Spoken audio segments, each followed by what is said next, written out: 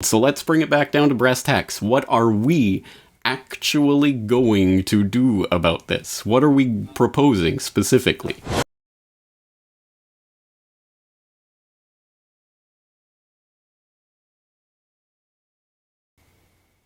Welcome, friends. Welcome back to the Boiling Frogs Post Roundtable. I'm your host, James Corbett of CorbettReport.com, coming to you on the 4th of November 2015, and today we are joined once again by BoilingFrogsPost.com founder and editor Sibel Edmonds, as well as veteran radio broadcaster and independent podcaster Peter B. Collins of PeterBCollins.com. And today we're going to be continuing a conversation that we began in the previous edition of this Roundtable series, so I will commend that video to your attention, or that audio to your attention, if you haven't listened to it or viewed it yourself so far. Or if you want to refamiliarize yourself with that conversation, talking about the real Dennis Hastert scandal. And I emphasize real because people who have been following the mainstream version of this scandal will probably be confused about what this story is even about. There's something about structured bank withdrawals that Hastert, the former U.S. Speaker of the House, was making to get blackmail money to pay off someone who was blackmailing him about some sort of impropriety that took place decades ago, and the suggestion is that it was some sort of sexual abuse of a minor when he was a wrestling coach in Yorkville back in the 1960s. A very strange case that doesn't seem to make a lot of sense until you learn the real story, which has been handily compiled for you in a post on BoilingFrogsPost.com called The People's Campaign, The Real Hastert Case, all in one place, that has a collection of all of the audio podcasts, the articles, and the videos that we've been doing at BoilingFrogsPost.com to expose the real story, not just of some impropriety that took place 3 or 4 decades ago, but the ongoing improprieties that have taken place in the intervening decades involving people like Hastert and others, Congress members who have been involved in child rape, as well as blackmail, money laundering, drug running, and a host of other illicit activities. The scandal is much, much deeper than the mainstream will ever let on, as people who have been following this coverage know. That is what we were talking about in the previous roundtable discussion, but there has been an update to this story for those who've been paying attention. We'll take this from USA Today, October 28th, 2015. Ex-Speaker Dennis Hastert pleads guilty in hush money case. Quote, former U.S. House Speaker Dennis Hastert pleaded guilty Wednesday to making dozens of illegally structured bank withdrawals as part of an effort to pay hush money to someone from his past for decades-old misconduct. Hastert pleaded guilty to one count in the indictment, which carries a maximum sentence of 5 years.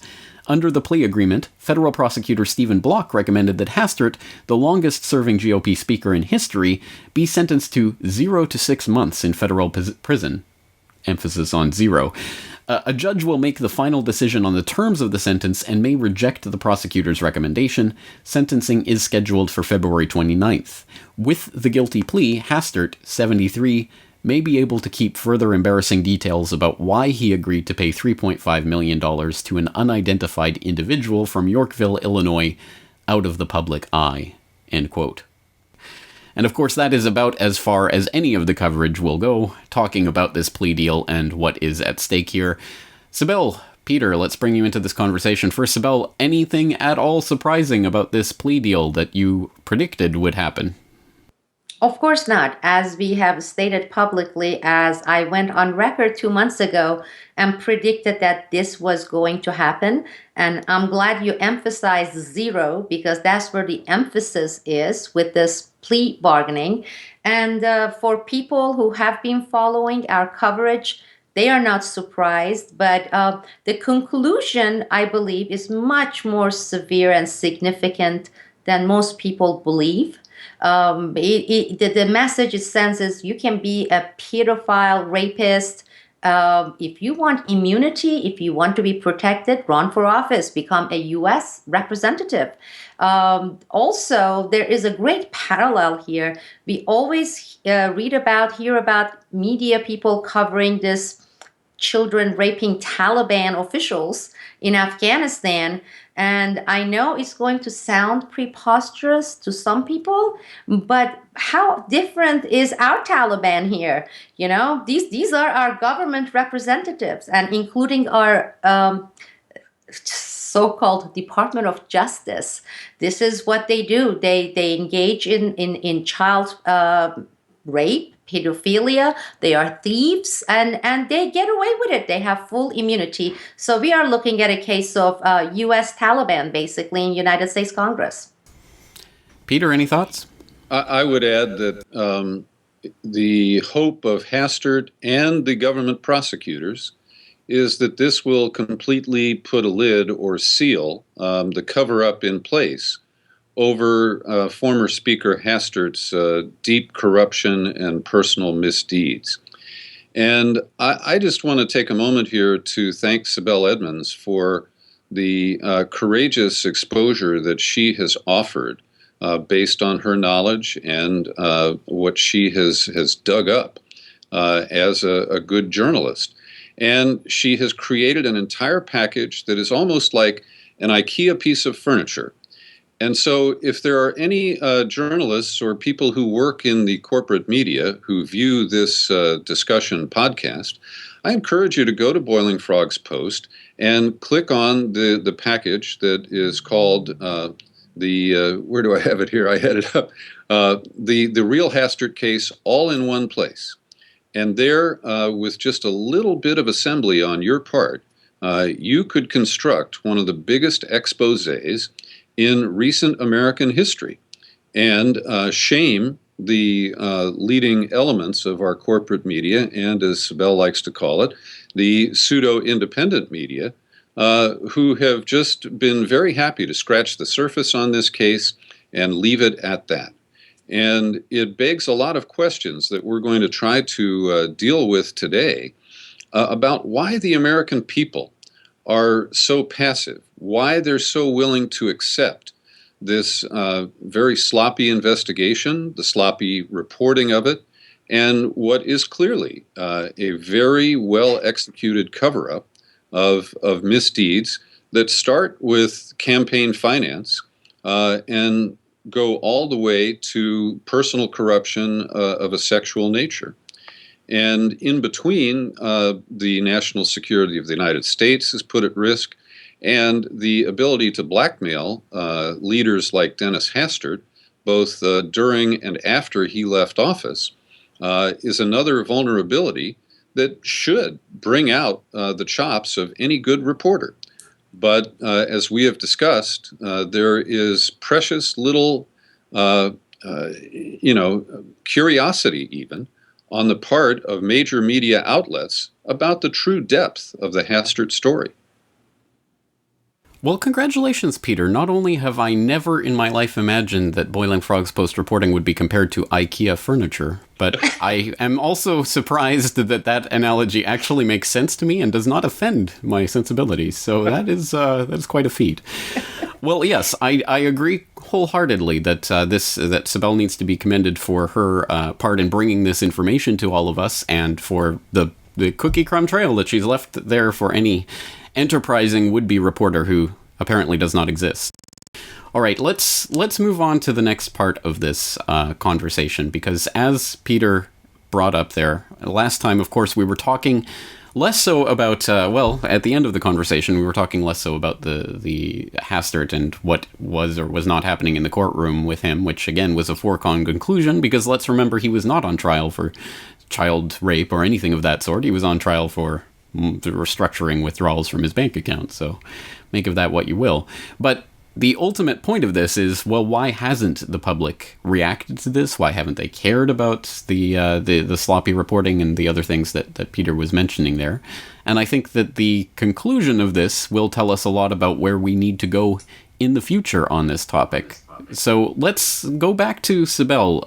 At the end of the last conversation on this topic, we were talking about alternative visions for what the way the public is receiving and processing this information. And I mentioned that you had talked about the prospect of moral decay as one way of describing what the public is going through. Perhaps you can flesh out a little bit more what that means and how you see that playing out right now in this the response to this case. Sure. you brought up several good points during our last discussion, and you mentioned some really important and applicable keywords. One of them is desensitization, and that we have been seeing a lot. And I don't think anybody with any sense of logic would disagree or could disagree with that. We have that element on the ground, and it's at work, and we see it clearly. Same thing with the notion of helplessness. When people are within the same rut for so long and they start viewing themselves as helpless. What can I do? I'm so little, it's there is nothing I can do. And in fact, repeating it to themselves so often and so frequently, that becomes the reality, or at least their reality. But I believe, in addition to these two elements, because as I said, nobody would argue against those two notions you brought up, both of them are affecting the people and what we see on the ground with people. We also have to see that even though those elements are at work, it's not everything. People still consciously make decisions, and people engage in calculations. I mean, we do it in our daily lives from the time we wake up in the morning until we fall asleep. This whole notion that we learned during econ classes, opportunity cost, it's like, okay, I can do this or I can do that. This will bring, for example, instant gratification. This other one is a little bit harder, and it may take me longer to get some satisfaction out of it, and possibly I may get no satisfaction out of it. I'm talking about these types of calculations that people engage, whether they are doing it consciously or subconsciously, all the time. And when you look at people engaging in these conscious decision making based on materialism, based on instant gratification, based on laziness, what is a little bit more difficult, what is easier. When you start adding those and you see actually people, even those, let's say, presented with the realities, with the facts, with data, with information, still making a decision that, no, I do not want to continue looking at it. I don't want to do something about it. And I believe and I view that we see much of this mechanism in place. That is what I call as moral decay.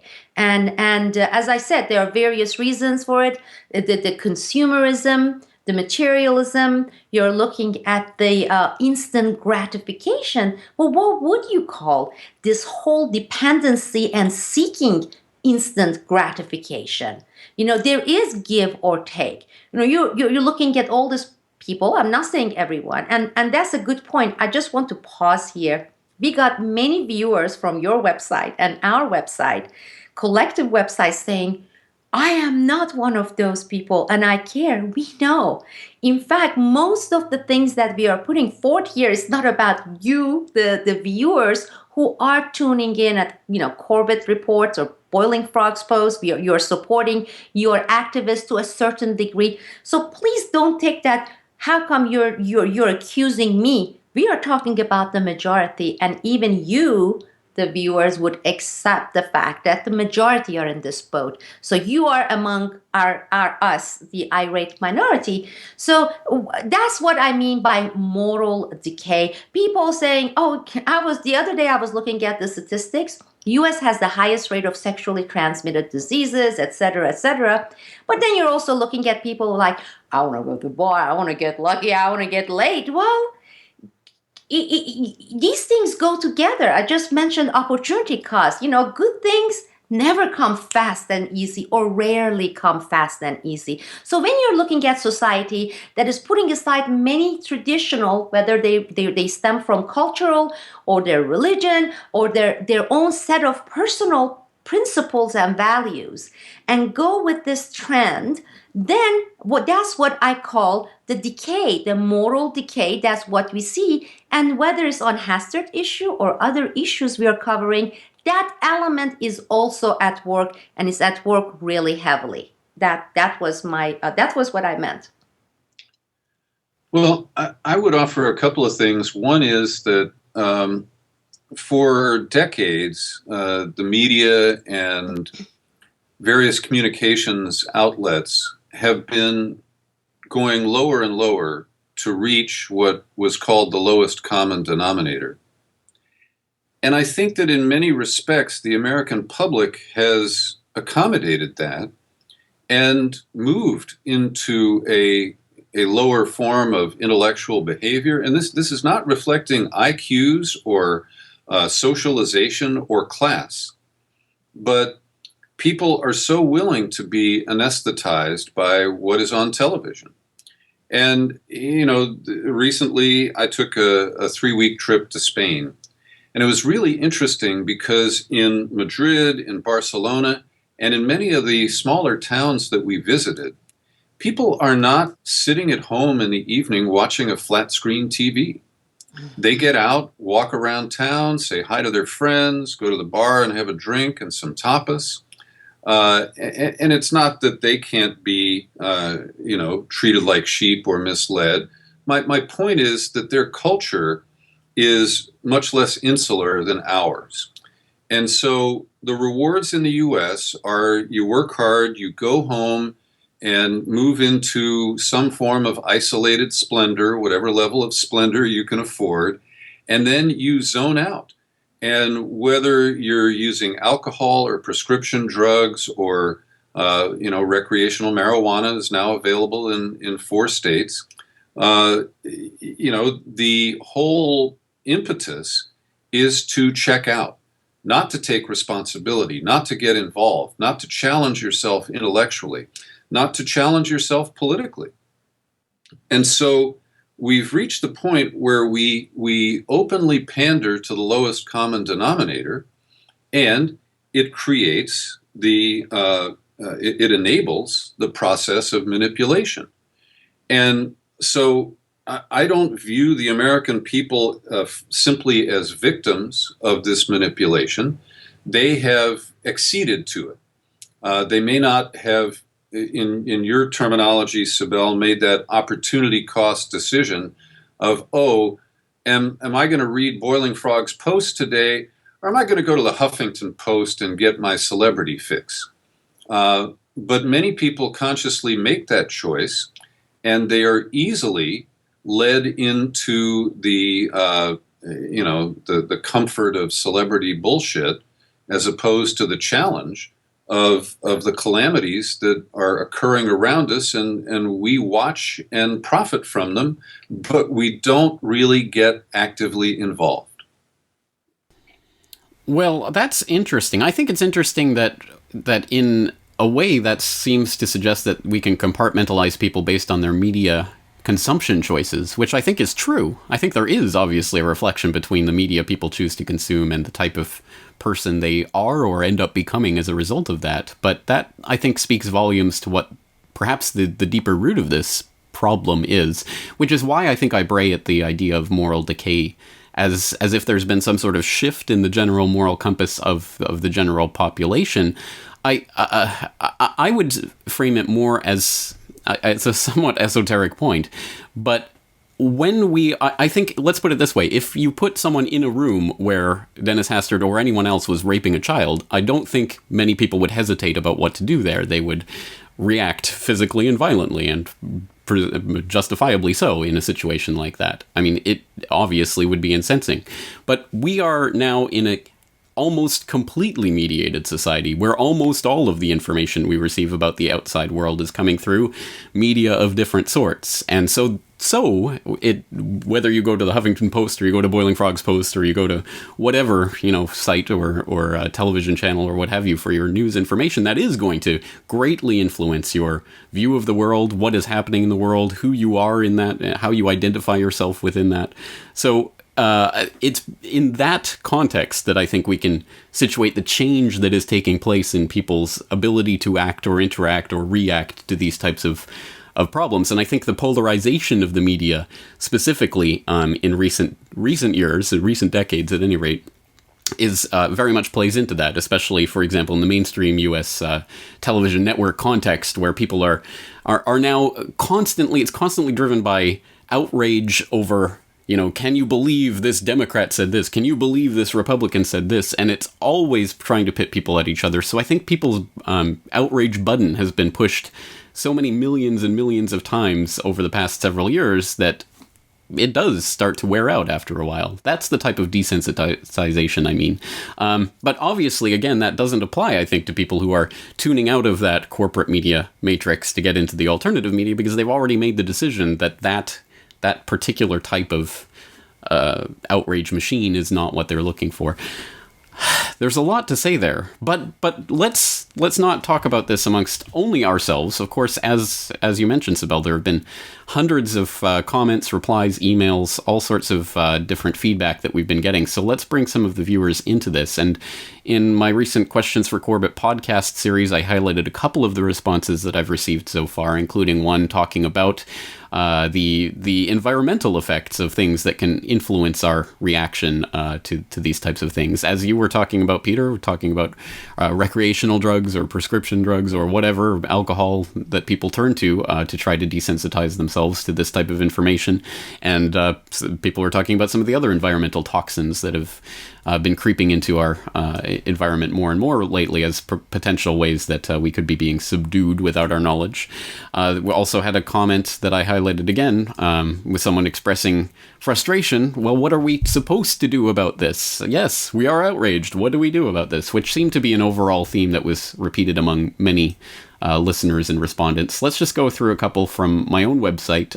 There was user Gary Edgeberg who wrote, "When there are so many atrocities going on in the world, why should people get more upset and outraged about political pedophile rings than, say, child sex trafficking and human trafficking in general, which affects tens of thousands more victims, or organ harvesting, or hegemony-driven wars that kill and maim and destroy the daily lives of millions, or GMOs and the consequent suicides of thousands of farmers in India, or geoengineering, or social engineering that is both gross and subtle yet pervasive and human spirit eroding, or any number of false flags, or the horrible condition that 2 billion or so people on this planet face on a daily basis, or Fukushima, or how women are mistreated around the world, or.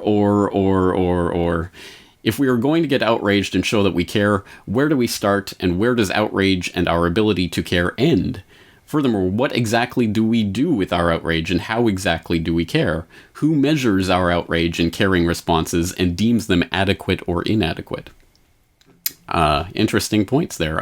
User Graviv writes, "I think people try to live normal lives, being engaged and informed, civic-minded, but get preoccupied, maybe not with celebrity lives so much, but with staying well without health insurance, having less and less money. People may be hunkering down in their own circles of family and friends for security and to avoid the horrors that are very difficult for childlike, fun-minded society to process. There are some urgent things getting thrown at people in this country." Sibel, an email that you forwarded to me that was addressed to all of us in the roundtable.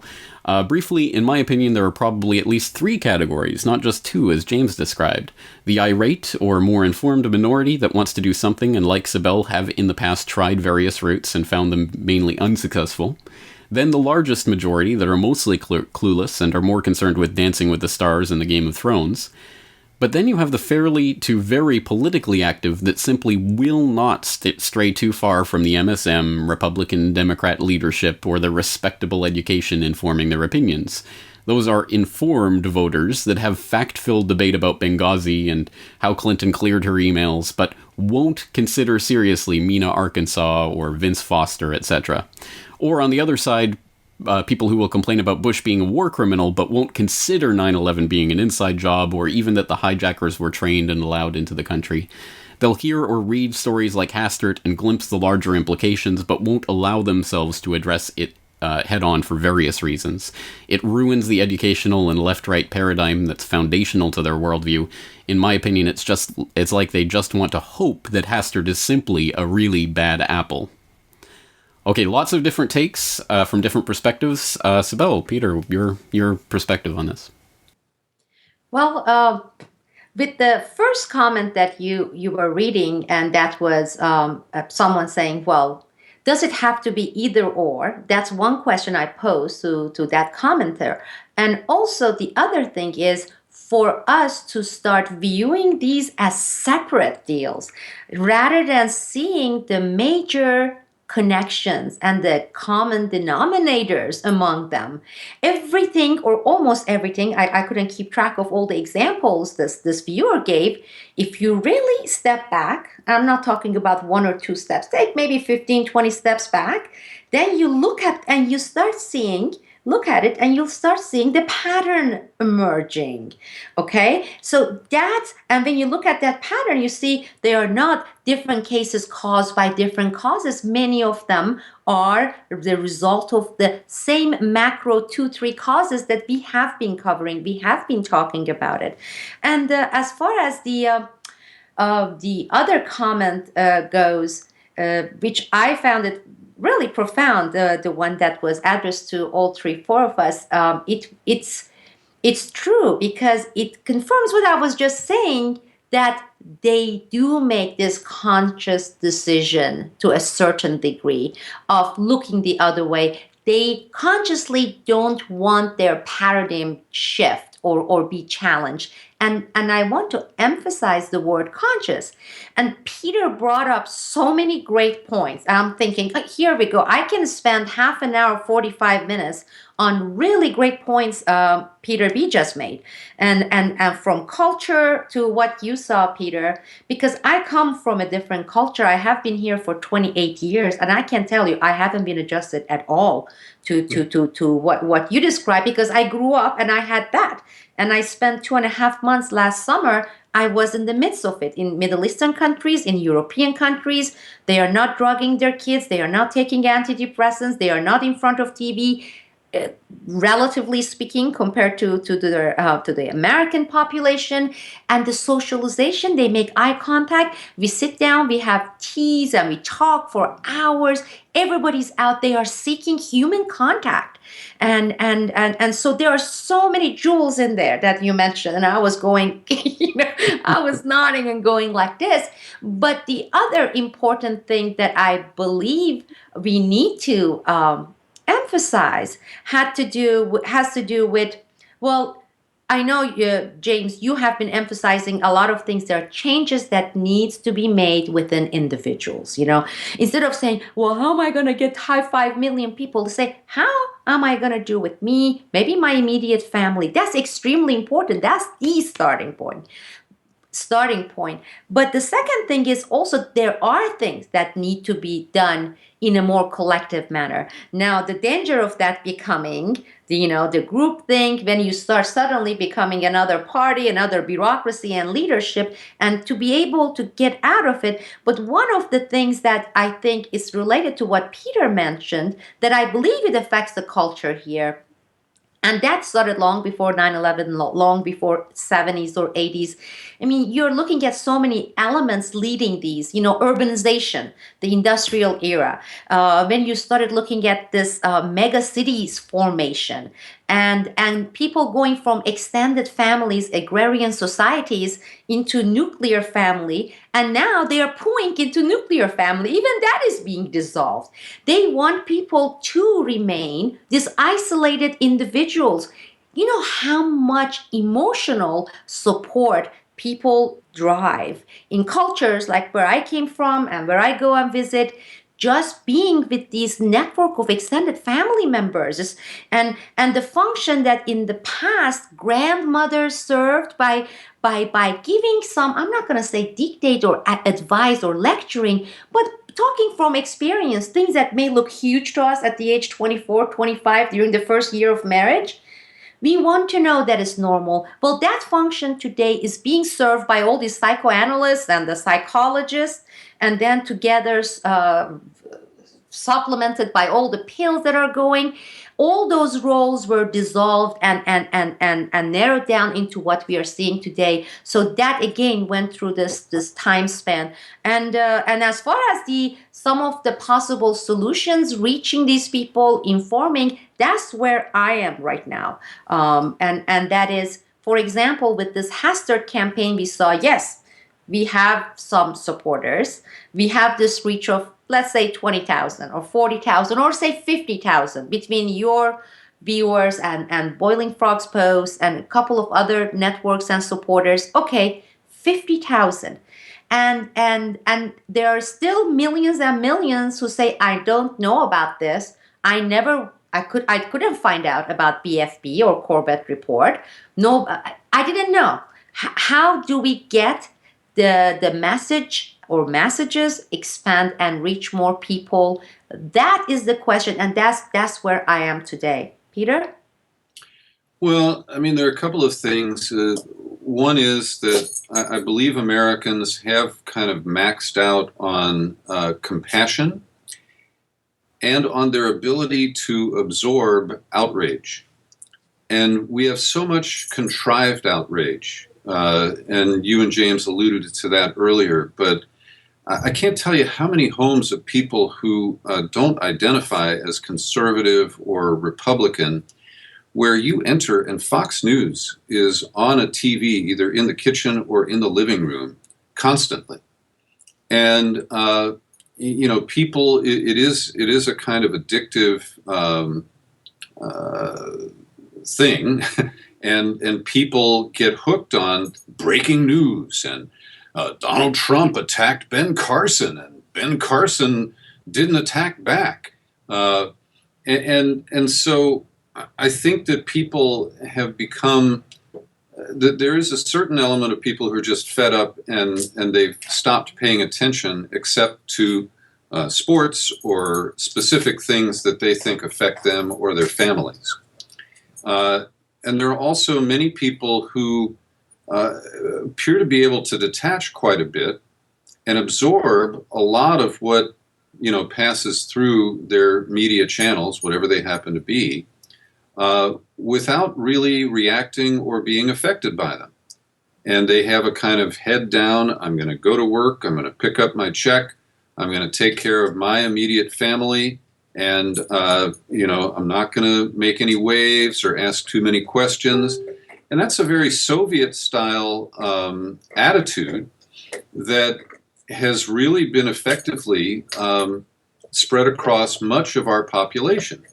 And I think let's just quickly eliminate a couple of things. Often people will say, well, it's the fault of our elected leaders, or they say it's the fault of the media.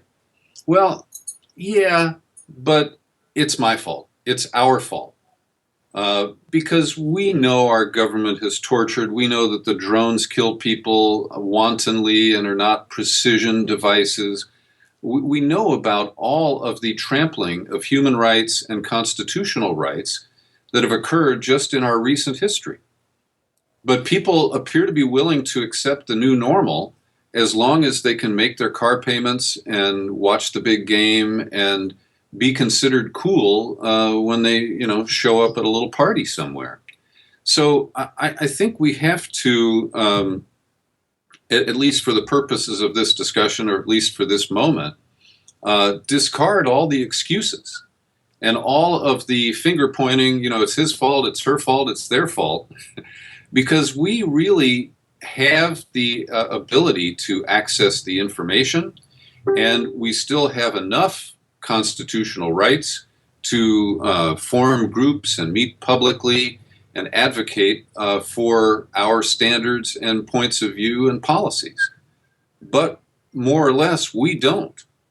And people seem content to let, big money drive the political process, let the media exclude voices. I mean, just one example, there's all this wrangling over the Republican debates and what CNBC did with their gotcha questions.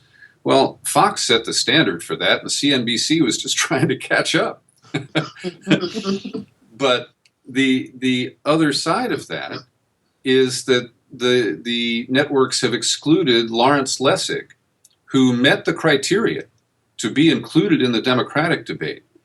He had more money than Lincoln Chafee.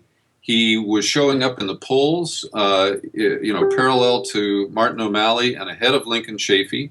But the networks chose not to invite him because he had a single issue message about corruption in our government. And, people are aware that he was excluded, but we didn't hear a rallying cry of people saying, damn it, he's got something to say. We deserve to hear it. open up the debates. People just turn on the TV and they accept what is there.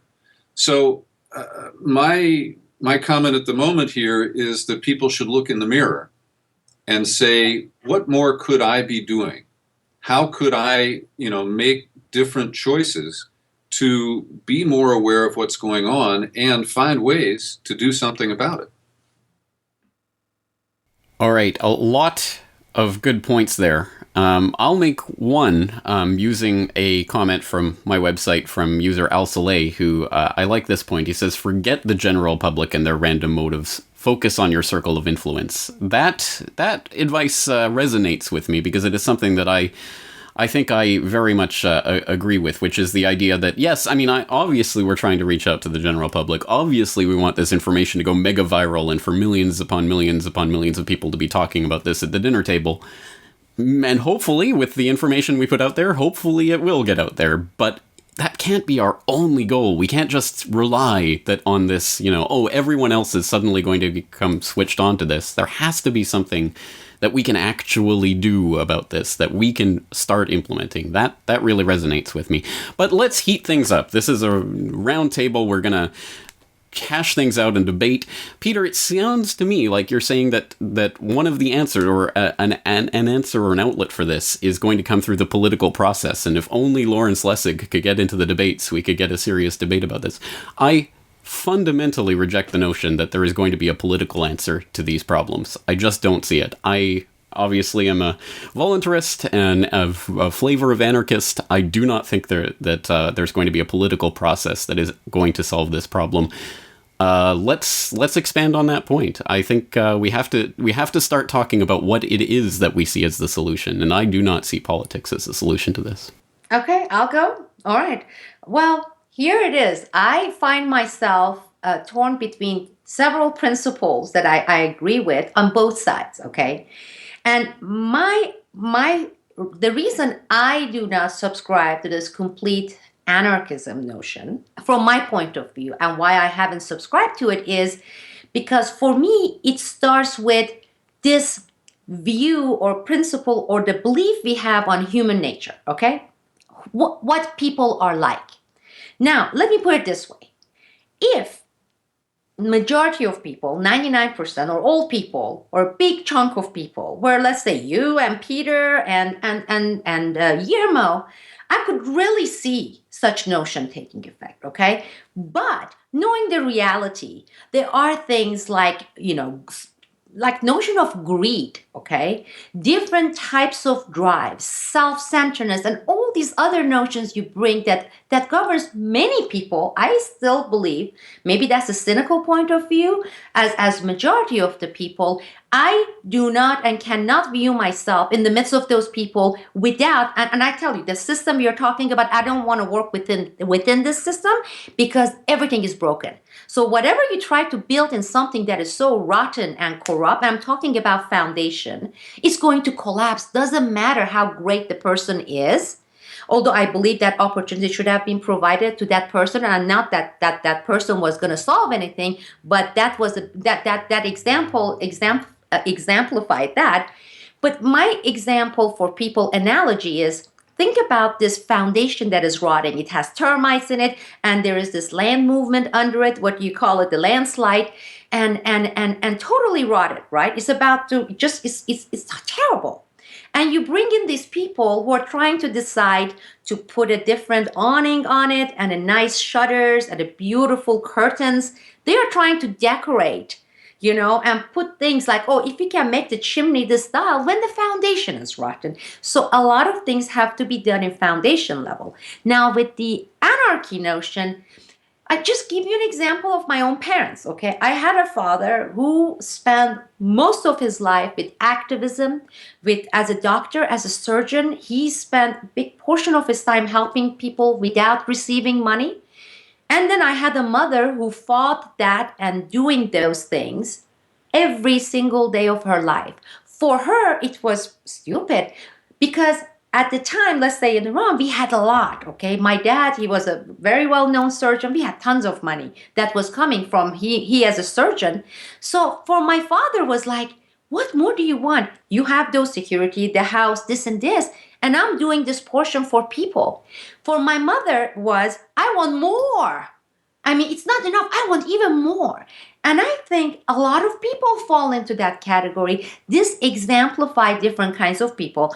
And we can get into the discussion of why people are that way, why we have bullies, why we have greed, why we have violent people, and then talk about nature, nurture, and everything. But the fact of it is, nobody has been able to come into agreement. How much of it is nature? How much of it nurture? How much of it is our education system? But it is the way it is. Now, considering that this is the reality, I don't see myself being in that. But and I have to also admit, I have to do much more studying of anarchism. I don't see myself in there. The closest thing that I have seen, and I know some people are going to boo me here, is the original principles. Not perfect, okay? We did have people who were slave owners and all that, but this we are talking about 300 years ago. The closest thing that came in terms of principles, notions, was, as Peter said, our Constitution and Bill of Rights. And this separation, the federal government was supposed to be less than 1% once it was established. It was supposed to be local.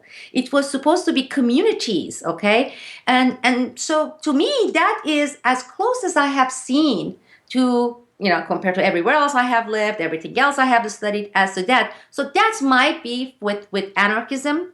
But on the other hand, I completely agree that trying to fix these little holes in there in a system that is completely rotten, from its election process, fundraising, the campaign funding, all the way to how everything currently works. It would be a futile attempt. That's why I have problem with people who are coming and saying, I have a petition for Congress, sign it. It's like, please, I'm not going to legitimize the illegitimate system, because once I sign that petition for whoever is a congressman who was elected by money from those people, I'm legitimizing the system. Or going out voting for these corrupt people, voting is legitimizing the illegitimate. Okay, so I'm not participating. I believe overhauling the system completely, but I don't fall into the anarchism ideology either. I still believe I would, if people were to come and tell me that we are going to have several billions, James Corbett, sign me up. I would. I would. But I see the reality of people, and I see what people are capable of. I see this no matter where it is, it happens. Big fish, little fish, big fish coming together collectively, going after the little fish. It's you have to really have this overly optimistic, which is not a bad thing, view of human nature and how people act in different situations. And I know you have had some great programs, and I watch every single one of them, James. Like this thing with traffic light, that was a great example. And I'm thinking, okay, well, that really worked beautifully there. But I promise you, you would do that in Tehran or in Istanbul, you're going to have tens of thousands of death there, and people are going to say that's assumption. But we already have, despite some of these things, but it's going to be even more because of, there are differences. There are differences culturally, environmentally, and everything. And the counter argument for that would be maybe those so-called civilized cultures had those rules and everything for so long that after you remove that, everybody still acted politely and considerate, and it worked out good. So I'm not saying that that's an answer. I'm saying that may be a possible answer, that living under all these everything by rule, like British society were for all those years, they act differently than, let's say, you go to Saigon or to Istanbul or go to Cairo and see how people would react and what will be the outcome. Peter? Well, there's quite a bit here. Let me start by acknowledging, James, that I am captive to a system that is clearly broken. And anarchism, I don't consider myself an expert, but I've interviewed a number of people who I think are smart and excellent critical thinkers. The problem for me is that if you blow up a system instead of trying to fix it, my guess is that even more repressive elements will probably take control. And so it's difficult. There are no easy answers. And I will concede that I voted today.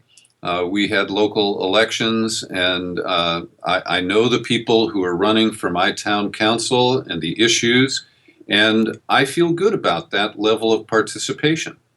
Also, I worked on a political campaign for the progressive sheriff of San Francisco, who is being run out of town by a political machine that is captive to the tech lords of Silicon Valley. So I do still participate in what passes for a democratic system here in the United States. And I do it with a healthy dose of cynicism and a sense of realism that there are limits to what it can achieve and how much the real corruption and the other viruses can be corrected or limited or even defeated. So it then comes down to, well, how do we organize societies and how do we organize economies? And I feel that my orientation is to always push for a greater sense of fairness, knowing that we'll never achieve real fairness, and to push for justice, knowing that the systems are loaded and that we will never be able to achieve justice in every case that comes before us. And so, without trying to make excuses, I do feel that we do all run into the limits of what an individual human can do. And then it becomes what we do with our imaginations to try to connect with other like-minded people and see if there is a way to build coalitions, to build, potent community organizations and people who are committed to a specific set of issues. And that works up to the point that you collide with the political system that's dominated by money and brutal elements of both corporate and military power. And at the end of all this, which may sound a little convoluted, I'm not willing to give up. And so every day I make my opportunity choices to say, okay, what am I aware of that I can communicate to other people that might change how they decide to spend their time and use their power? And it's far from perfect, but it's the best I've been able to come up with in terms of finding meaning in my own life and attempting to spread my values and views to other people.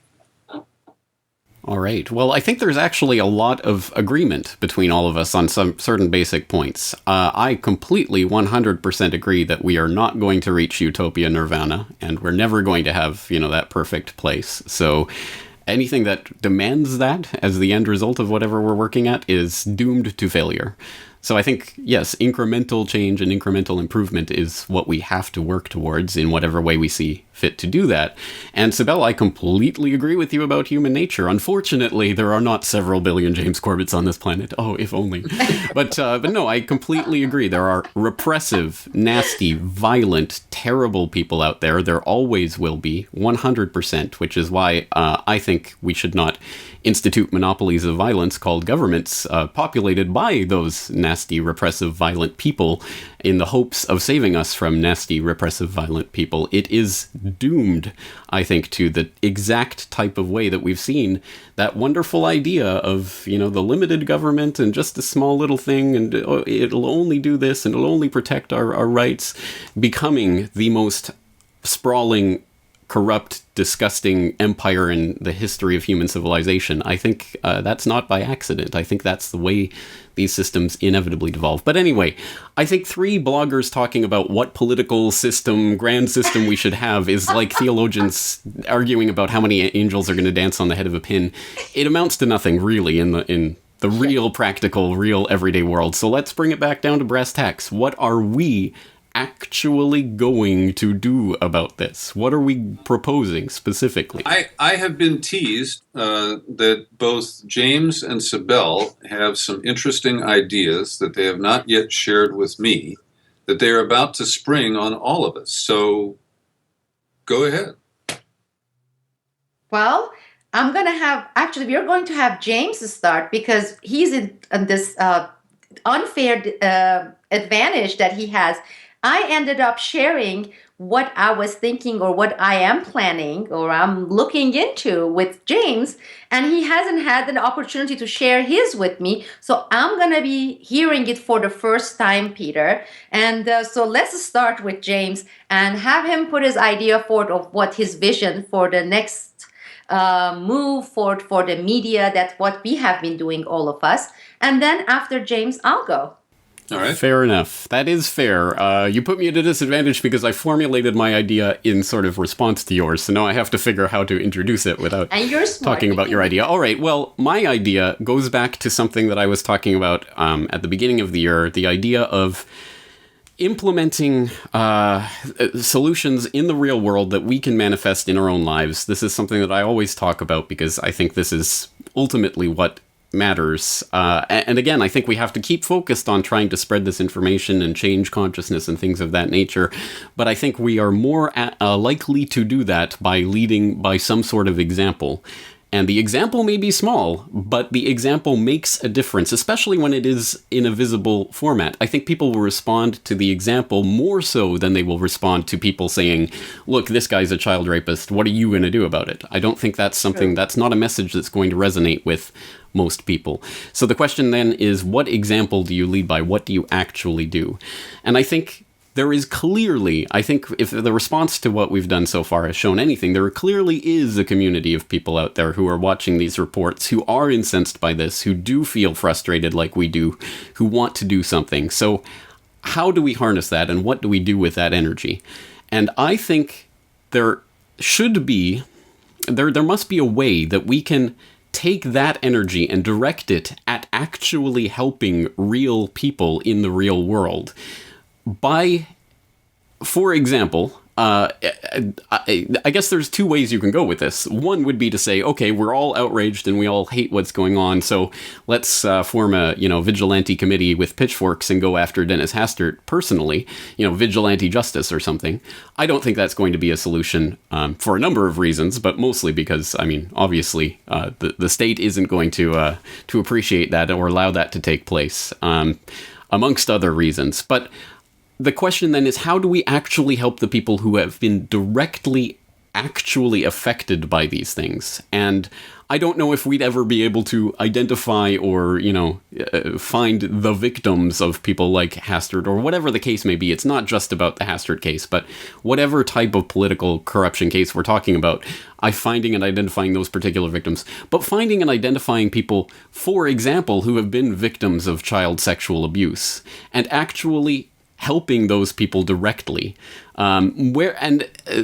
Obviously this can take a billion different forms, and this is where I think it's open to as many ideas as we can possibly get. But for example, just as an example, if we could find a charity that was actually working with people who have been victims of this type of abuse, and we can actually form a fundraising campaign for a charity like that to actually make a difference in these people's lives, we're kind of, from the first level practical level of this, we are actually helping real people in the real world, which should be our priority.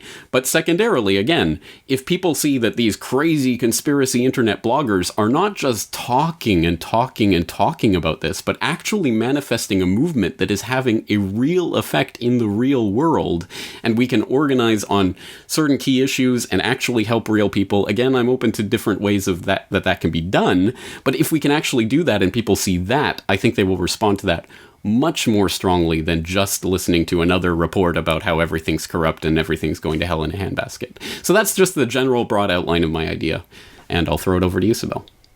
Well, no, that's a great idea. Let me ask you a couple of questions, then I will say what my response is to that and tell you what I had in mind, because you brought up excellent points.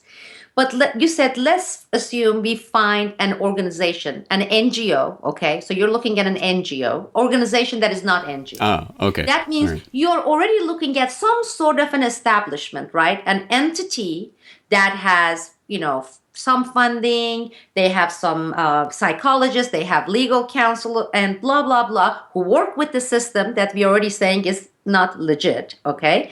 So what way can we help an organization like that? Usually people say, give us money, right? Because if we were to have $3 million, we're going to get treatments. Now, because this example, and I know it's a hypothetical example because we have been talking about Hastert, and you have other examples in mind, it doesn't have to be sexual abuse. That's what I did for 7 years, James. I worked as court-appointed special advocate.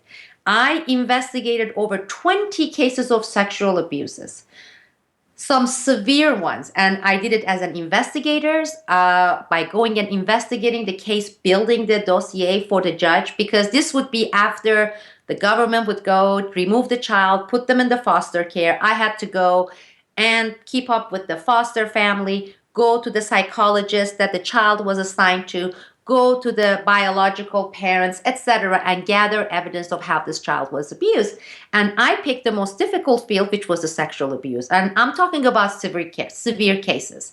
You know, I would wake up by a phone call at 2 o'clock in the morning with a foster family saying they are just taking this 3.5 years old girl to hospital because had this fever, etc. And they found out when they took her to the emergency room that she had gonorrhea and she had been raped. I mean, severely for extended period of time. I had a 5-year-old girl who was raped by her stepfather over months period. And that was filmed, by the way, and was sold. And at the time of this repeated rape, the girl was 3.5 years old. So repeatedly that the child could not have bowel movements because all her muscles had been torn, okay? So I worked with that system as a volunteer. I didn't accept any money, and I spent more than 60 hours a week. I went to court cases. I went through this DSS, Department of Social Services, and I tell you what, I realized, just as you get into this, how rotten the system was.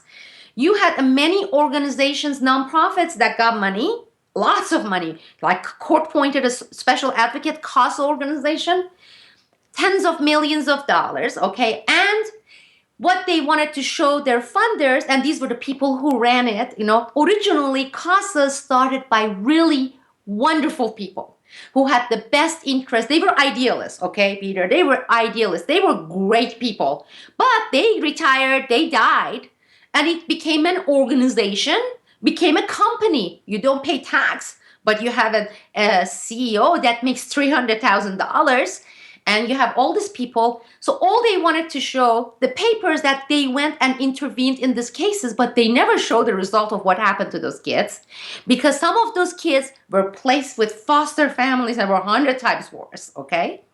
That ended up being sexually abused by the foster parents they were placed with. In some cases, I testified and I did this investigation in this case, and the judge said, well, he was going to place this child, the one that was severely raped for 2 years, 5-year-old girl, back with the mother's, biological mother's sister, because families got first option because they have priority than the, let's say, stranger foster care.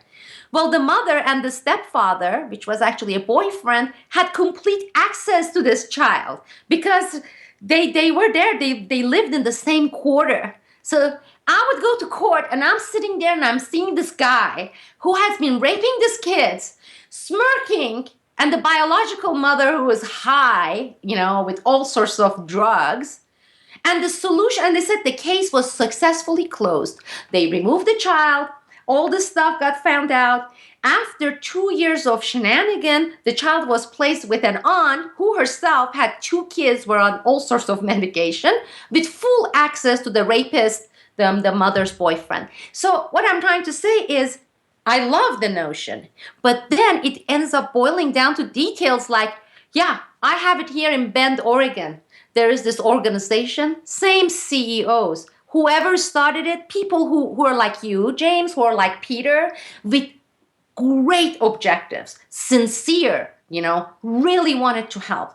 But then those who turn these places to NGOs and organizations are no better, most of them, I'm not going to say all of them, than these government people that you say we should oppose because the whole system is corrupt, right? So then it boils down to, how do we help them? Either we have to become that organization, meaning with all the logistic that has to go with it, and the financial and everything, networks of attorneys. The people they talk about in this country about court-appointed attorneys, right? Do you know when you don't have money and you have court-appointed attorneys, usually you have nothing but shit? Excuse my language, you can put a blip in there.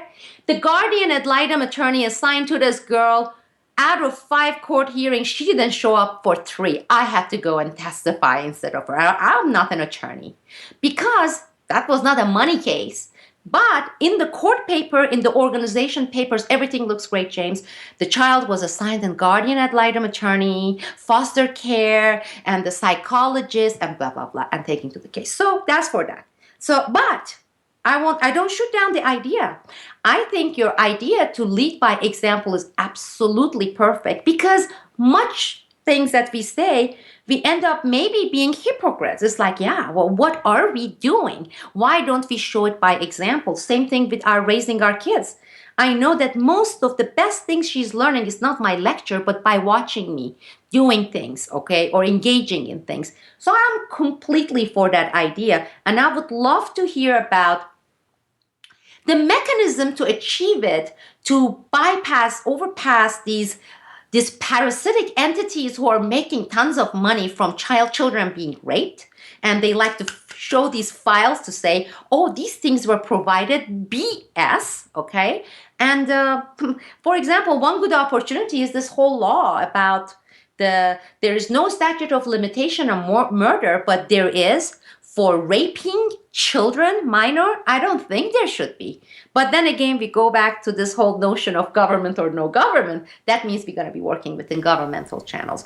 But right. Okay. I agree. I think it's a great idea. Now I present mine and just before you do so, let me just say that I 100% agree with what you've said there, and thank you for sharing that. It's a horrific story, but I think gets straight to the heart of what the matter is here. And yes, you honed straight in on, I think, the problem with what I was saying there, and the reason that I said if we can find a charity, because obviously that's going to be the hardest part. And just a specific example of that, recently I covered a story on New World Next Week about the Congress not extending the 9/11 responders benefits and that sort of thing. And I had a comment from someone saying, well, if you're an anarchist, you shouldn't want Congress involved in it anyway. And that makes sense. Yes, you're right. I mean, I think if we have a war state and everything, I'd rather have that money being directed towards people like 9/11 first responders. But the point generally is taken. Yes, okay, so what then do we actually do about it? And so I was thinking, well, okay, how about if we actually have a fundraiser for a 9/11 first responder charity? But then the question becomes, who do you give the money to? And I've been putting the feeler out there to different people that I know saying, who do we trust? Is there any organization that's actually we can know is going to do a good job with this? And what I've gotten back is, yeah, you used to have good people like the Feel Good Foundation and others, and they were fine with people in the 9/11 Truth Movement. But now it's like, oh, we don't want money from truthers. We don't want to be associated with those people. We don't want help from you.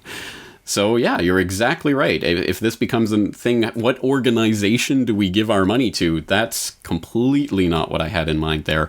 But then the other part of that is, well, then do we become that organization? And again, I do not want to become some sort of organization that we are now going to be some sort of structure and there's a leader and there's a board and all of that garbage nonsense. It can't be that. So yes, the devil is in the details, absolutely, with my plan, and I 100% concede that. Anyway, okay. Onto your plan, your idea. Yeah, but please don't close a chapter on it. Let's pursue it, because the earthquake happened in Turkey, okay? I knew if I were to raise money from the friends, myself, and give $5,000, 75 cents to Red Cross or etc., 75 cents out of $1 would go to the management, etc., 25% would go to the victims. But then once it went to Turkey, they had all this mafia, they called them tent mafias, who came and they stole half of those tents and resold those things and the medication. So what did I do? I ended up working my butt off. I raised some money. I put my own money. I got all this medical supply. I called few people in Turkey. This is 1999. They came pick me up from the airport. My father was alive back then. I had him help me recruit him and four other doctors, bunch of interns. I toured Turkish earthquake zone with people, corpses everywhere. They couldn't keep up with this stuff. We spent 1 week taking care of medical needs as much as we could, our group. So basically to say, to bypass those, but there are things we can do directly, okay? Or certain things in Vietnam to say, well, I can give it to this organization and 25% would go, but I'm going to go and I'm going to do this for this orphanage. But there are things, so please do not close that chapter because I think it's interesting. Here is my idea, and I have been thinking about this for the past year or so, but especially since I began this Hastert campaign. And that is currently the online media, so-called pseudo-alternatives, etc., is dominated by two categories, okay, of the media sources. One, you have the ones with resources, they have the money, tens of millions of dollars, pseudo-alternatives that are heavily funded by the foundations like Rockefeller and George Soros or Koch brothers, etc. Okay, so you have those. And then you have in the same category, you have these big ones that are directly funded by big mega corporation guys, whether it's Pierre Omidyar or those people who started Huffington Post. Now they set up this place called BuzzFeed, and they raise with the venture capitalists and everything hundreds of millions of dollars. Have you been following BuzzFeed, Peter? I mean, I have been watching them since their inception. It's an amazing thing with all these billionaires, okay? And everything is about their advertisement value, okay? So we can bombard people with this, consumerism related advertisement. So that's your value. So it's no different than mainstream media. The other category is thousands of people, maybe not thousands, hundreds of people, I don't know the number, like James Corbett, Peter B. Collins, Boiling Frogs Post, Guillermo Jimenez, Washington's blog. I mean, I have gotten spear of. I have some really great people who have to work, take care of their life needs, etc., eating, supporting their families. So they are operating singular sites or singular information sources, and they're highly limited by lack of resources, money, IT department. There are things, and then providing how much information one person can provide, right? In one place. So you should also look at it from the viewer's perspective. How do you expect people to find out about dozens of incredible ones among thousands, dependent, reliable, real alternative, real independent, real nonpartisan, okay, non-establishment sources? That's hard. And even if they go and find 10, 15, it is difficult to go and keep up with 15, 20 different websites. That's what I was trying to do when I was doing my aggregated news, driven mostly from the alternative sources. I mean, it cost me 3-4 hours a day. Go this one, look at these, read the content, the next one. So, and what we are doing, it has severe limitation. And we are fighting these big giants. So what I want to do is, and I want to at least try to do, together with the people we already know they have established track records of being independent, not being agenda driven by partisanship. They are not in the pockets of the corporate mega corporations. Whatever many dozens of us we have, 2 dozens or 15 people, 10 people, together put this model that would be, in terms of resources, able to compete and actually reach people and compete against these vultures, mega corporations, mega foundation vultures, the agenda driven, the systems own, agents doing this stuff. And it's like, what do you need? You really need a good IT system. There are so many things we are limited with at Boiling Frogs Post. I could never afford IT department for a site like that, even if there were 4 of us together. But to have the needed resources, IT department, really good, solid, experienced editors, news editors, investigative journalists, full-time investigative journalists. Sure, you don't start with 500 or 50, you start with 5 full-time investigative journalists, managing editors, senior editors, IT department, and the podcast producers daily, the video shows, mini documentaries. And that means taking care of the travel expenses, the equipment, the time, and all the resources that are all mini documentaries.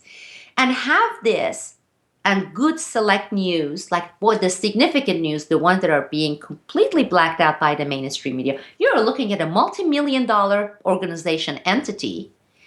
And I believe we are going to reach people that they don't even know about the availability of this information, or people that once they are exposed to, they would say, glad I found this reports that is being produced by James Corbett, or this great podcast series that was put by Peter B. Collins, or this particular story on Hastert. With all of us resources put together, we reached what? James, Peter, we reached maximum 50,000 people. Maximum 50,000 people.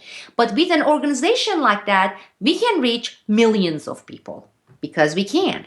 Because I don't have any expertise of today's stuff. How do you spread these things so it gets to people? Social media director expertise, and I've never used Instagram in my life, and there's so much I can do, try to find volunteers. So what I want to do, and for us as a consortium to do, with public funding, free to all, okay, solely public funded, no advertisement, no foundations, no corporations, no political agenda, but funded by millions of dollars, solely by people, okay?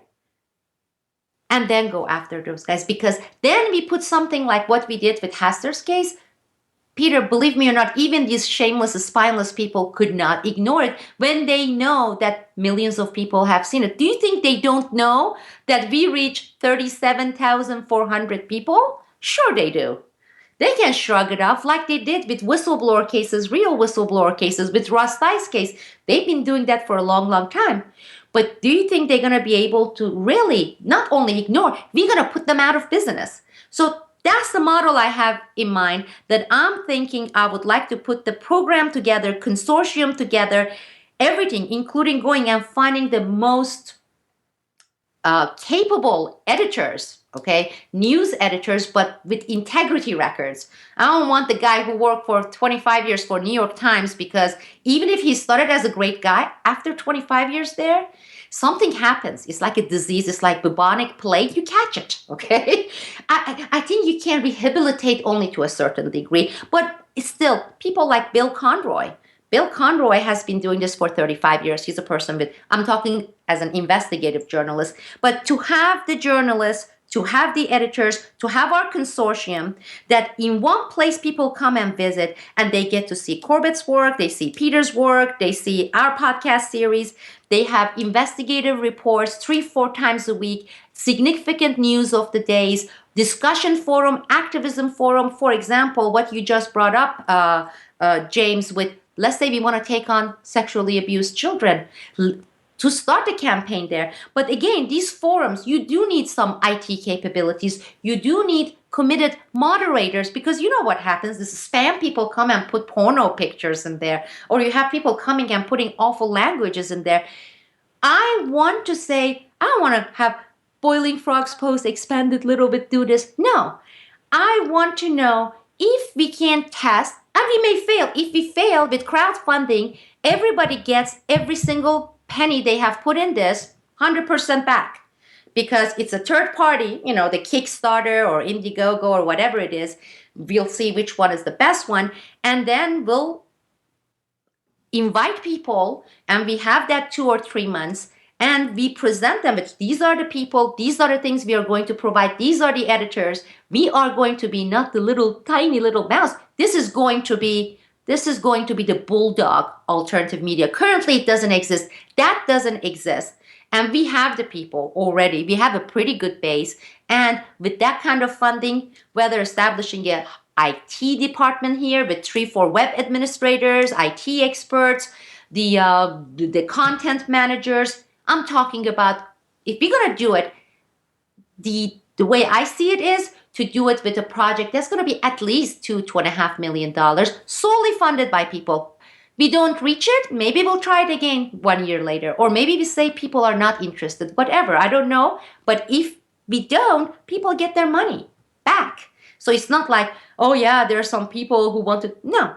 Everybody gets their money back. It's committed for 2-3 months. If we make that big amount and we can tackle this head on, we'll do it.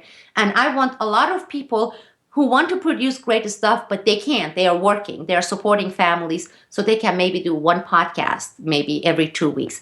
And I know some good investigative reporters.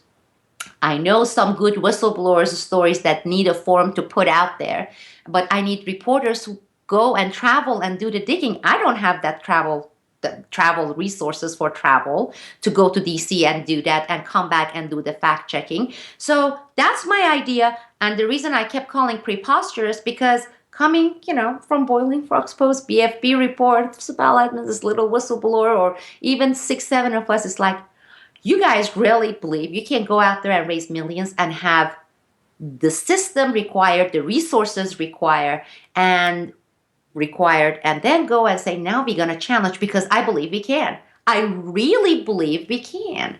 And I believe within that, we can have our own activism things, whether it is setting up examples, because when you said organization, that can be an umbrella, and then say, okay, 100% of the money goes to the victims. It's not like somebody's going to take 75 cents of it, cut it, and then say 25 cents goes.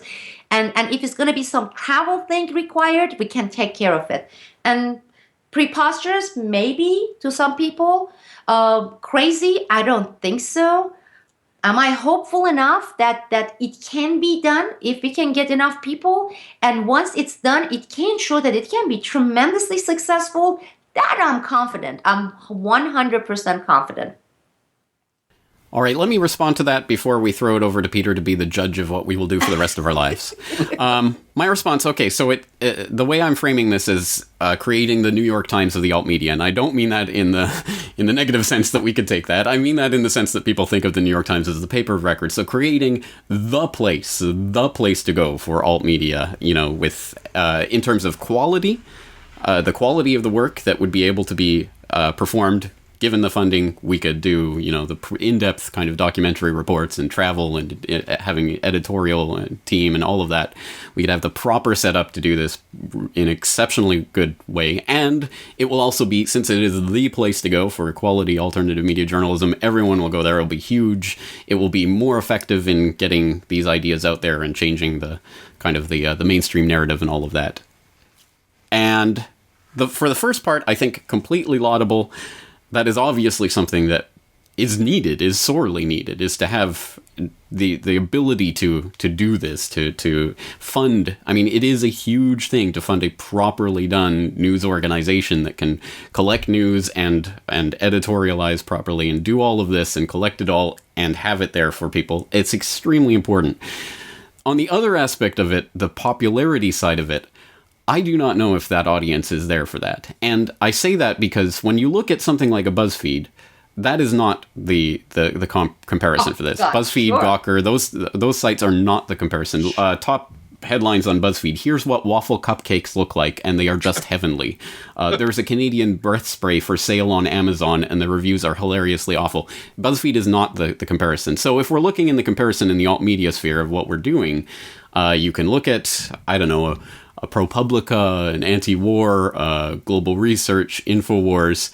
The absolute pinnacle, you're never going to, I think, get bigger than what InfoWars is right now. It's the 2,000th largest website on the internet. That's very, very, very high traffic, extremely large. And I mean, let's face it, no matter what you think about InfoWars and Alex Jones and all of that, there is a reason why it is by far and away the largest in the alt media sphere.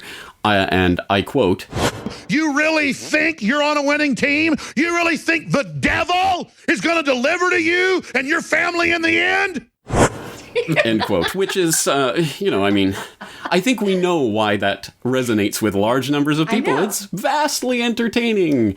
And hopefully some actual nuggets get slipped in there as well that get people started on the right path. And hey, I mean, I'll admit Alex Jones was a huge influence on me years ago and actually was the impetus for me starting the website. So there is good that comes out of that, but that's clearly not what we're going for. So then the question is, well, can we at all harness anything approaching that size of an audience, or even doing something like that?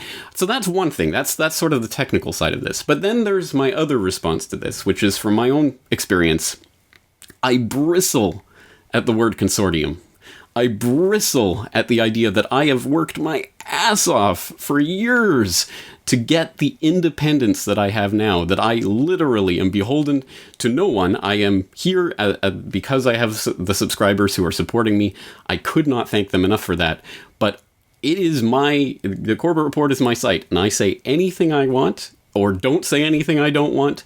I don't answer to anyone else. There's not anyone that I'm working with who will bristle at anything or maybe there are people who bristle what I say. Doesn't matter. I will say what I'm going to say anyway. And this is, I mean, I guarantee you at some point this becomes a major problem in a website like that. And as an example, let's bring up some examples right now, put some cards on the table. I'm an anarchist, which obviously there are different people who are going to be very much against that idea. But I'm one of these heathens, anti-science, global warming deniers.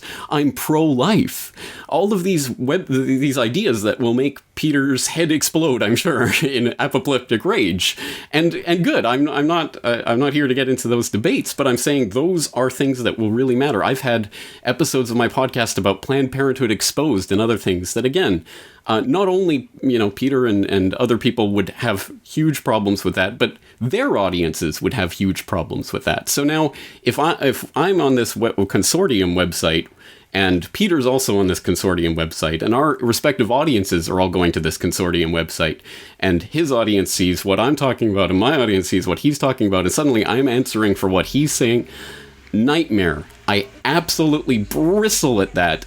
And I do not want to see that happen. I say three things because I answered three questions because there were three, right? There were three different. The first, I start with the last one. This is fresh. Who says people have to give up what they are doing? Because they can continue their website. Peter can do what he's doing. You do what you're doing. But those at work, instead of requiring a lot of people who do not visit those sites simply for the reason they don't want to go to 20 sites, they can see because you're pro open source. So currently, anybody can put your YouTube, okay? And I can go and say, this is the work from James Corbett, and I will put it there. And more people get exposed to it. So it's not that people are giving up and they're coming under one umbrella, they're answering to anyone. I don't answer to anyone either, and I don't want to ever answer to anyone. And in fact, the beauty of Boiling Frogs post, okay, Peter B. Collins has been with me. We have been together since 2004, 2002, my whistleblowing. And we've been working together for 7 years. Have I ever told you, Peter, I don't like this topic or guest, or can you cut this part out and can you cut that part out? Never. Everybody has 100% editorial freedom. And that's exactly going to be the case who are working full-time. Those are investigative news reporters for the organization that I am working on right now. But the videos that are made, some of them are made like the videos you made for Boiling Frogs Post. I had zero input in your videos.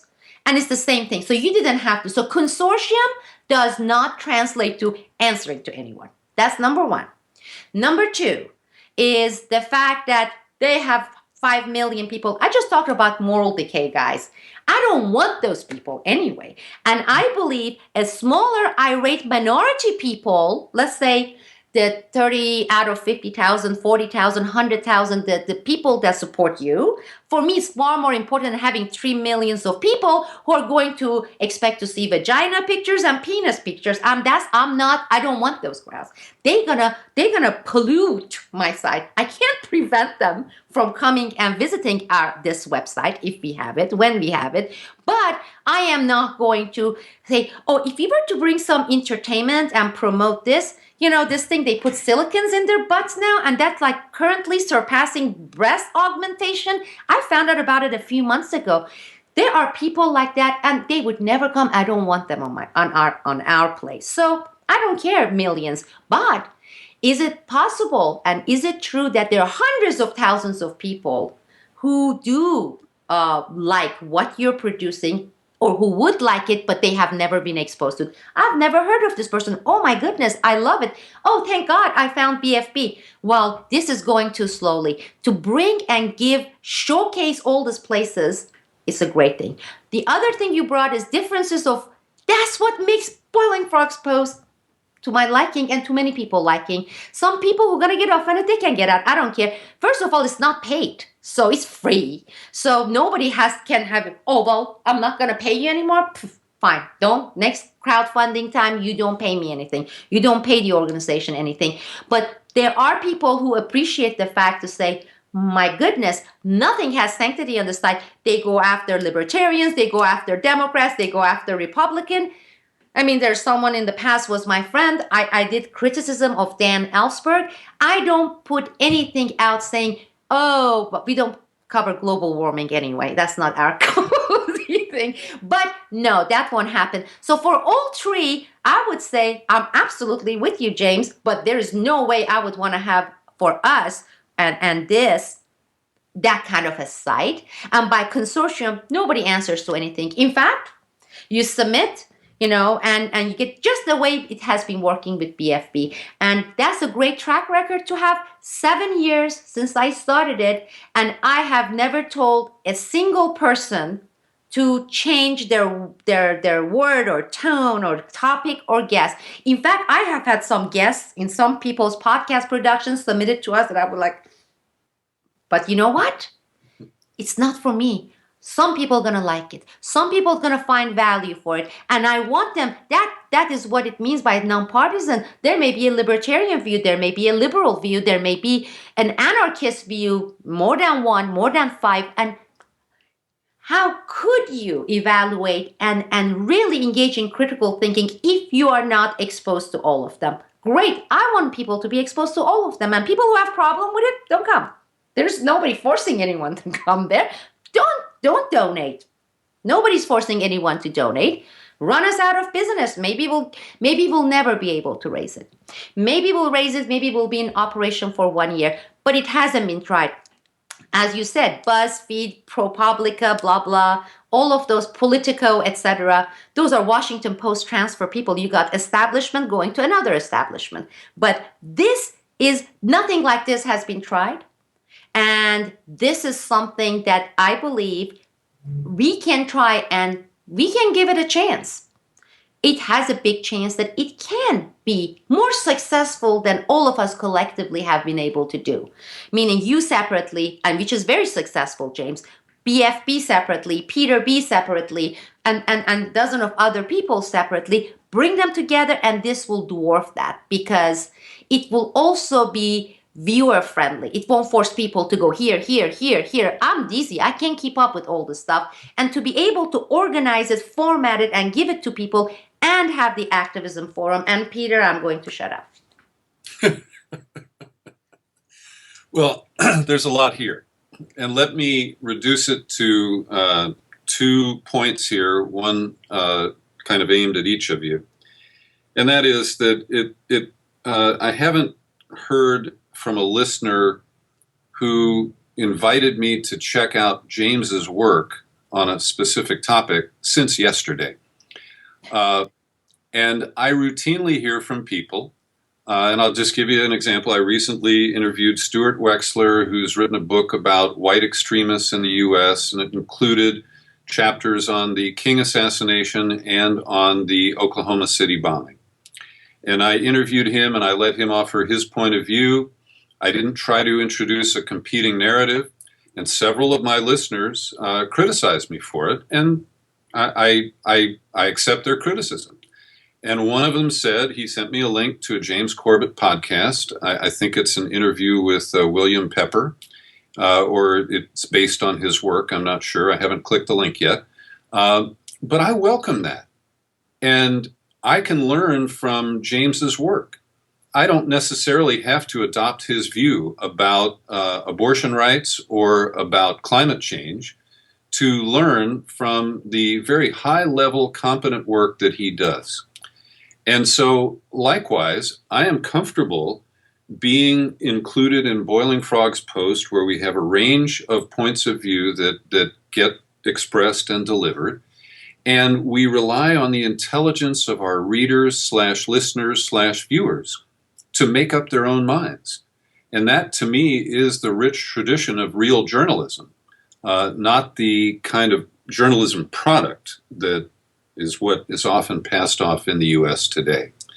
And to you, Sibel, as many people know, I produce a separate podcast series for Boiling Frogs Post called Processing Distortion.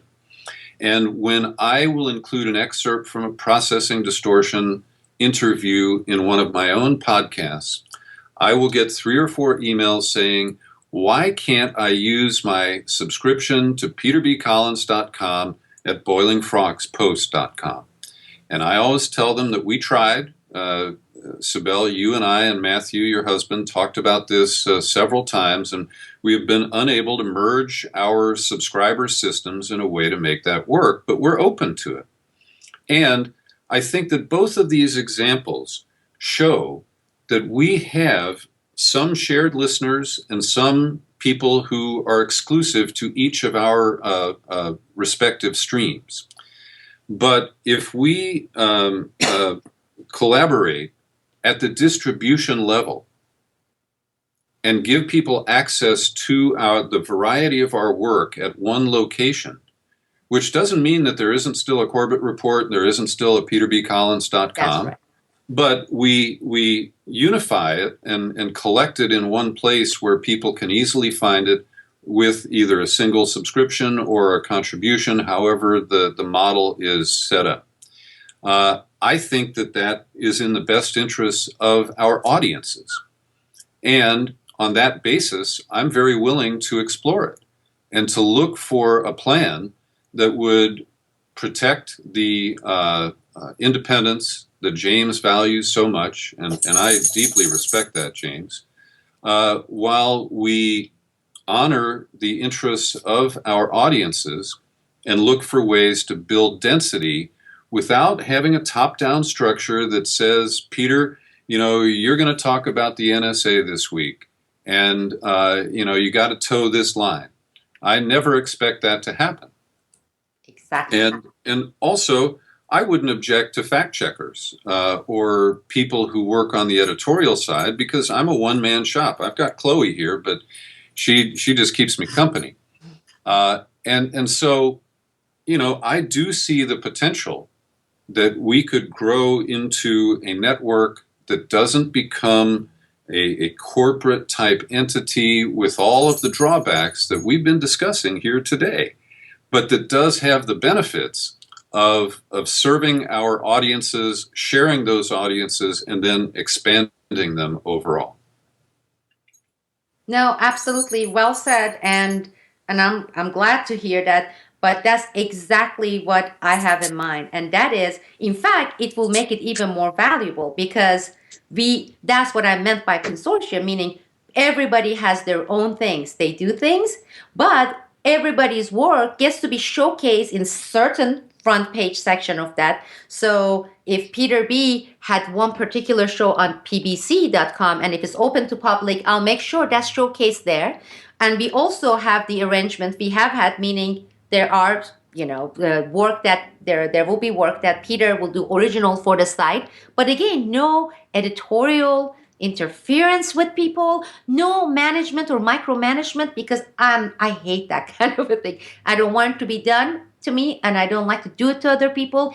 And because of that, we have been in this consortium with Boiling Frogs Post, because nobody has to manage anybody. Everybody works independently. And those chunks come together there. And they don't have to do anything really extra unless they want to produce some original work for let's say, this website in addition to the news. But the resources for travel, and actually I'm thinking, Peter, we're going to have a studio space and have in multi-locations, one in the East Coast, one in San Francisco, one in Portland, that we rent out for certain things. So I'm putting all the stuff together, and I'm thinking, yeah, there are some documentary related things that, let's say, James can draw from and go to China or come to Canada or come to US and interview. There's a difference, as James knows this. I don't, by doing it on camera. So his air, his hotel, and that work is free to all, meaning everybody watches it. James also puts it on his website. We put it on our website. James is James. Everybody, stays their own entity. Like a professor I had was saying oil and vinegar or whatever, or mixtures. This is like salad bowl. Every single chunks are beautifully displaced. We don't want to blend and make salsa out of it. We want to have these chunky pieces. That's the beauty of it, and the variation of opinions. And I really want to hear back from our audience, from our viewers, and say, yeah, how supportive would they be? I don't know if it can satisfy some people who are looking for penis or vagina that I just mentioned, or some celebrity. None of those things. It's degrading for the kinds of things we are doing. I'm not interested. And if I'm not interested, I'm not going to present it to other people. They're going to be those people who are going to come and say, oh, you know how many more people, Sibel, you bring into the site if you were to do this or that, and maybe have a dating site as parallel to that. People can have online sex, etc. None of those stuff. But I believe the time has come. We have tried a bunch of things and we have been successful. I'm not saying we haven't been successful. It's going too slowly. It's good. And this Hastert case truly became a proof. And I'm saying, oh, you know what? Not 30,000. I want us in the next year this time, okay, in 1.5 year max, to be able to reach 500,000. Just like this, by publishing it and having people who know how to use the social media effectively. I don't have any expertise. Instagram, I don't know what it is. Some picture gets clipped, I don't know. But we need to have those resources, and some people would love it, some people hate it. If everybody loved us, if we had millions of people, we are doing something wrong. But there are hundreds of thousands of people who are going to appreciate the differences of opinions presented and what we're going to give them. All right, now let's put it in the court of our listeners, viewers, and readers. Exactly. I think, ultimately, again, we can talk about this all day, but it's going to be up to everyone out there as to what they'll support. So, yes, I am going to continue producing my pretty much daily reports at CorbettReport.com, and if they get aggregated on a site like that, more's the better. I mean, I have no problem with that. All right. Peter, I'll take it the fact that you didn't even address my idea as a fact that this is a losing idea. So we will now just talk about the alt media site. In fact, give me 30 seconds.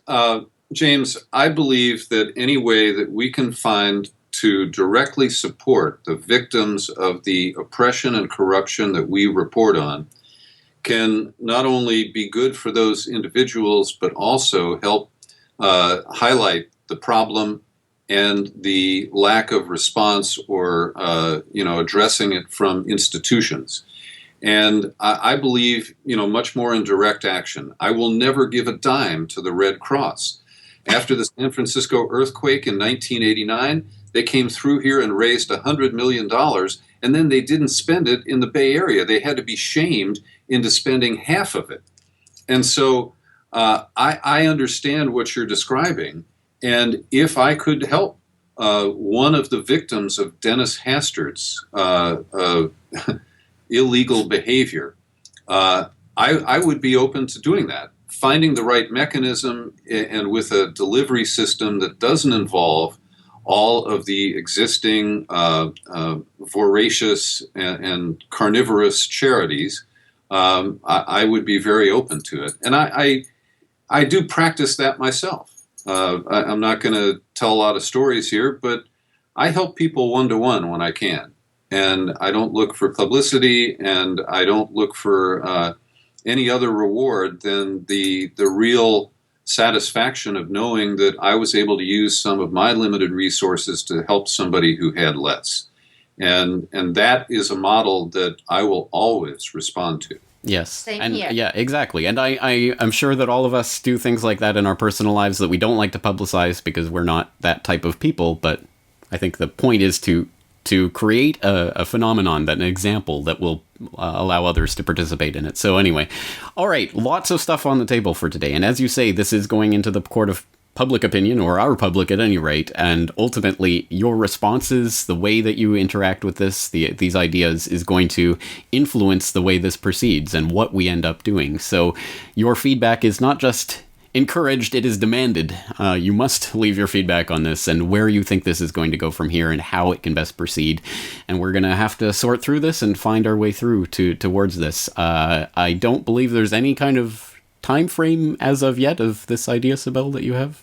I'm thinking I'm putting the components, and I want us to begin the crowdfunding if we have positive response no later than February, March. All right.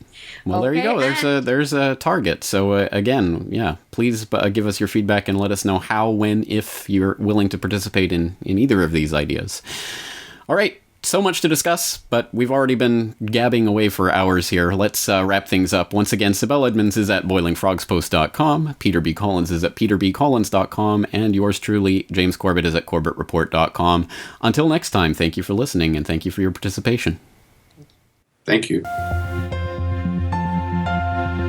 This video is brought to you by the subscribers of boilingfrogspost.com. For more information on this and other topics, please go to boilingfrogspost.com. For more information and commentary from James Corbett, please go to corbettreport.com.